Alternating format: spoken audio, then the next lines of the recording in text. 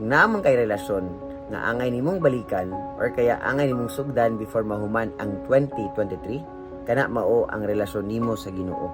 Just like the story of the prodigal son, ni desisyon siya nga mobalik sa iyang amahan, sa ilahang balay, kaya na-realize niya nga mas maayo pang iyang kahimtang kung mobalik siya. Abi bang gud nato nga kaya nato nga walay Ginoo sa atong kinabuhi. We do life on our own, but we end up hurt, frustrated, depressed, and unsatisfied. Hinumduming nga naayhawang or void sa atong mga kasing-kasing nga si Lord na joy makapuno niini. Bang unsa pa may imong gihulat, balik na.